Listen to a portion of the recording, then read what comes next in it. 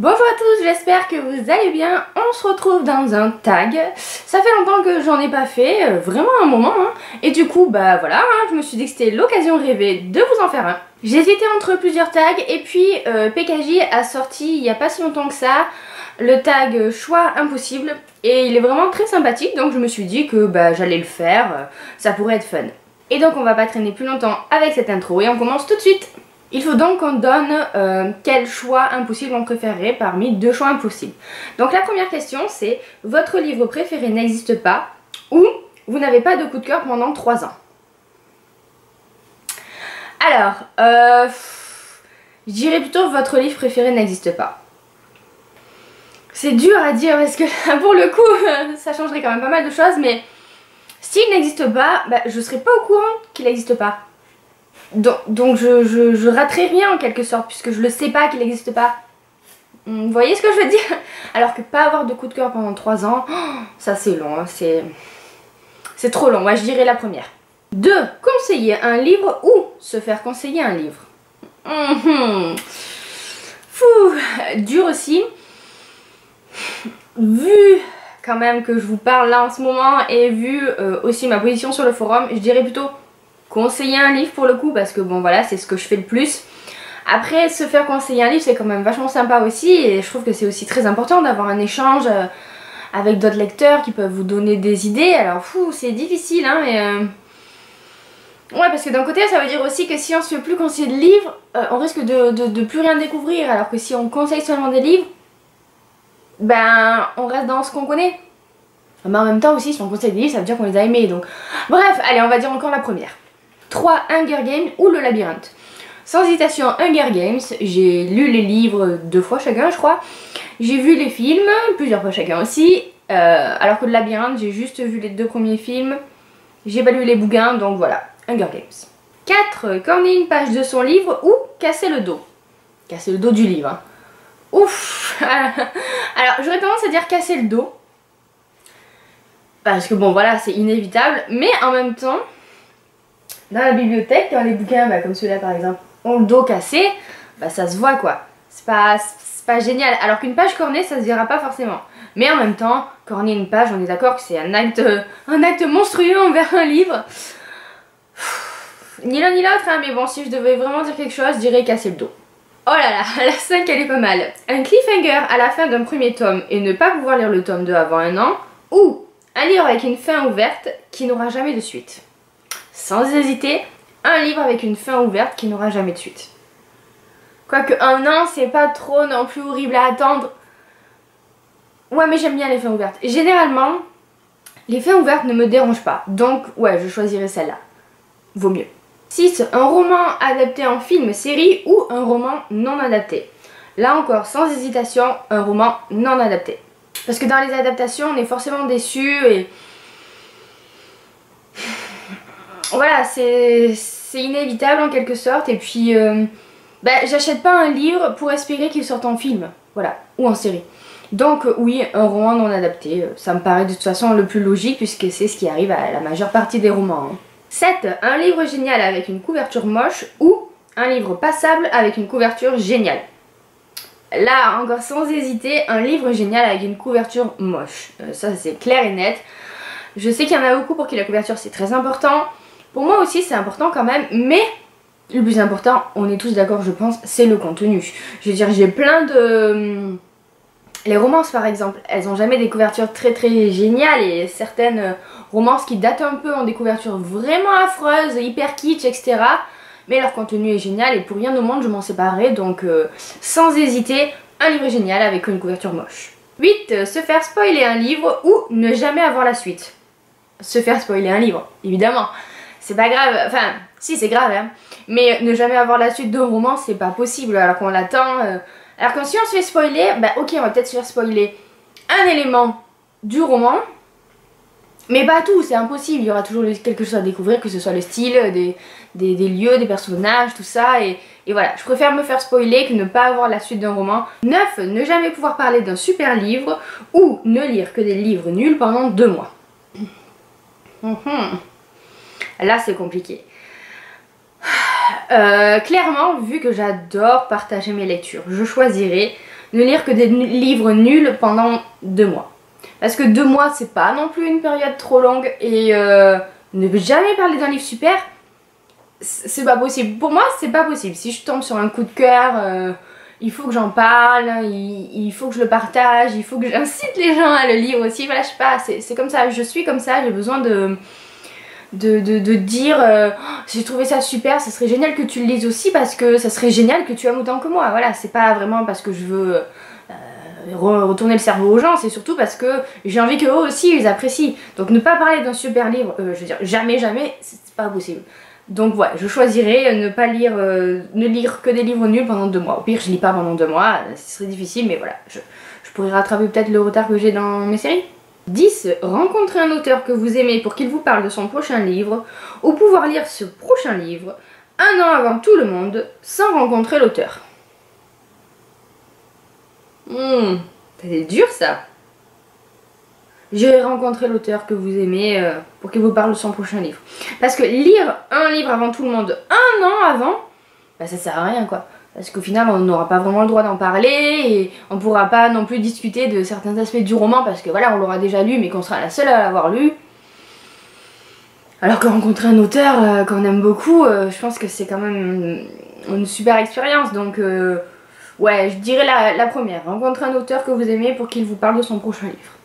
11. Faire une photo avec un auteur ou se faire dédicacer un livre par cet auteur. Alors là c'est dur. Parce que la dédicace au moins on l'a sur le livre et c'est une dédicace ça reste quand même super sympa et voilà, chaque fois qu'on prend ce livre et qu'il est dans une bibliothèque, qu'on passe devant, ben on va y penser. Après la photo avec l'auteur c'est un peu la même chose, si on aime vraiment un auteur, qu'on veut une photo, on va la faire développer, on va peut-être l'encadrer, enfin j'en sais rien hein. Mais là c'est vraiment dur quoi. Faire une photo, je dirais quand même une dédicace. Ouais, la dédicace. 12. Lire une série géniale d'une traite sans plus jamais y avoir accès après ou attendre 2 ans entre chaque tome de cette série. Attendre 2 ans entre chaque tome de cette série. Ouais, je dirais ça. Parce que je me vois pas ne plus jamais revenir sur une série que j'aime parce que vraiment les livres que j'adore, je vais les relire, je sais que je vais les relire. Et d'ailleurs les livres qui sont derrière moi, pas ceux-là parce que ce sont des livres que j'ai pas encore lus, mais tous les livres qui sont derrière moi sont dans ma bibliothèque parce que je les garde dans l'optique de les relire un jour. Les livres qui me plaisent moins, que je sais que je vais pas relire, je m'en débarrasse. Et du coup je vois pas comment est-ce que je pourrais lire une série fantastique et ne jamais y revenir après, c'est pas possible pour moi. Et puis je me dis qu'il y a des romans où il y a eu beaucoup d'attentes entre les tomes, je pense à Harry Potter, je pense aux Fièvres, je pense à plein d'autres séries comme ça. Les Crest l'école, des fois c'est long l'attente. Et j'ai quand même survécu quoi, voilà, voilà. Et puis ça fait partie aussi un peu du folklore on va dire, de cette attente entre chaque tome. Moi Harry Potter j'ai autant aimé les lire que l'attente qu'il y avait entre chaque tome parce que j'allais sur des forums où il y avait des théories absolument farfelues et d'autres absolument très justes d'ailleurs. À propos du tome 7, je me rappelle très bien avoir vu des théories sur le futur tome 7 avec prenant des éléments du tome 6 où je m'étais dit ah c'est fou ça, et au final les gens ils avaient raison, enfin bref ça n'a rien à voir mais du coup ça fait quand même partie de la lecture je trouve cette attente entre les tomes. Et puis voilà, j'oublie pas que moi la première en attendant les Harry Potter j'écrivais des fanfictions et oui c'est ce qui a alimenté aussi je pense en quelque sorte mon adoration pour cette série. Donc oui, attendre 2 ans entre chaque tome plutôt que de ne jamais relire une série que j'aime. 13. Un livre triste ou un livre qui fait peur. Si vous me connaissez, vous savez déjà ce que je vais répondre. Un livre triste. Ouais. Voilà, parce que j'en lis toujours quelques-uns dans l'année. Je sais que je vais chialer, je sais que c'est triste, mais voilà, c'est beau. Généralement, les livres tristes, ils sont beaux. Ce sont des livres qui nous marquent. Et ce sont souvent des coups de cœur. Voilà, hein, on pense à Nos étoiles contraires par exemple là. Les livres qui font peur, j'en ai pas lu tant que ça, donc je pourrais pas vraiment me prononcer là-dessus. Donc je dirais un livre triste. Alors dernière question, la 14. Un livre avec un prologue ou un livre avec un épilogue. Voilà. Alors franchement là ça dépend de quel genre de livre on parle. Clairement en romance souvent les épilogues me gonflent. Voilà. Pour moi, c'est sympa de voir les héros quelques mois après, une fois qu'ils ont résolu tous leurs problèmes de couple et que voilà, on les voit heureux. Mais c'est sous-entendu quand même avec la fin du dernier chapitre, souvent donc on n'a pas besoin forcément d'avoir ce genre de scène. Alors que les prologues, ça peut être quand même assez sympa. Après, il y a quand même des romans, je pense notamment aux romans un peu plus psychologiques, un peu plus avec une vraie intrigue à la fin, où l'épilogue, je trouve, est nécessaire. Voilà. Donc, je dirais là pour le coup, j'arrive pas trop à me prononcer, ça dépend vraiment des genres de romans. Et enfin la 15, ne pas pouvoir acheter de livres pendant 6 mois ou avoir une panne de lecture pendant 6 mois. Ouh là là, alors là, vu ce qui m'attend comme livre à lire que j'ai là et au-dessus de ma tête, là vous voyez pas mais il y a une double rangée au-dessus de ma tête qui court de là jusqu'à là-bas, je dirais ne pas pouvoir acheter de livres pendant 6 mois. Parce que de 1, ça me ferait faire des économies, ce qui est pas plus mal, surtout vu mon dernier book haul, hein, voilà, on n'en parle pas, bref. Et c'est toujours mieux qu'avoir une panne de lecture. Franchement, avoir une panne de lecture pendant 6 mois, ça doit être horrible. Les pannes de lecture, ça m'arrive pas vraiment. J'ai des périodes où, enfin c'est pas vraiment des périodes, c'est des quelques jours où j'ai pas envie de lire dans le mois, voilà, je me force pas et je passe 2-3 jours sans lire, mais c'est pas une panne de lecture, c'est juste que j'ai pas envie. Souvent ça vient parce que j'ai lu comme une folle 1 ou 2 jours avant et que j'en peux plus, forcément, hein, voilà, bref. Mais qu'est-ce que je raconte? On s'en fout. Mais avoir une panne de lecture pendant 6 mois, ça veut dire que quoi qu'on lise, ça nous plaît pas ou on ressent rien et on n'arrive pas à lire. Ah non, ça c'est pas possible, c'est pas possible. Je préfère encore ne pas acheter de romans pendant 6 mois et puis quitte à les noter et acheter tout d'un coup 6 mois plus tard. Je serais capable de le faire, hein. Mais voilà, j'ai de quoi faire, hein, qui m'attend, donc ouais, je dirais ne pas acheter de livres pendant 6 mois. Voilà, ce tag est désormais terminé, j'espère qu'il vous aura plu. N'hésitez pas à le reprendre, de toute façon, c'est pas moi qui en ai l'auteur, c'est BKJ, donc voilà, ils font ce genre de tag pour qu'on les reprenne à notre tour. N'hésitez pas à me dire ce que vous avez pensé de cette vidéo dans les commentaires. Et je vous invite aussi à aller faire un tour sur ma page Facebook et sur Instagram. Je suis quand même pas mal active sur Instagram, donc allez y jeter un coup d'œil. Et sur ce, moi je vous laisse, je vous fais plein de gros bisous, je vous souhaite de très bonnes lectures à venir. Et à bientôt dans une prochaine vidéo. Bye bye. 6. Un roman adapté en film, série ou un roman non adapté. Là encore sans hésitation. Surtout... Enfin, dans ma tête, j'ai certains romans que, voilà, c'est obligé qu'il y ait des suites et s'il n'y en aurait pas, on serait vraiment dans le caca. Non, ça va pas dire ça. On dit pas ça à la caméra. 9. Ne jamais pouvoir parler d'un super livre ou lire que des nuls nuls. Pouvoir lire ce prochain livre 1 an avant tout le monde sans rencontre. J'arrive pas. Mais elles sont super longues ces questions. Et enfin, dernière question, la 15. Ne pas papaouter.